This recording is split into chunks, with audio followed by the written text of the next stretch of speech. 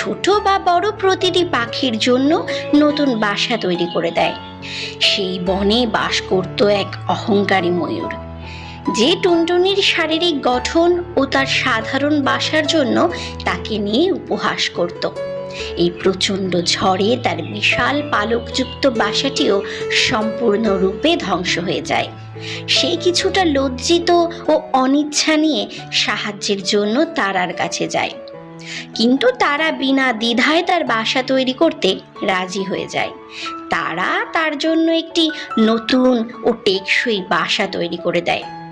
ময়ূর বিনীত হয়ে তারাকে আন্তরিকভাবে ধন্যবাদ জানায়। সেই দিন থেকে বনের অন্যান্য প্রাণীরা তারাকে তার উদারতা ও দক্ষতার জন্য সম্মান করতে থাকে, এবং ময়ূরও নম্রতার মূল্য শিখেছে এবং প্রতিটি প্রাণীকে সম্মান করতে শিখেছে।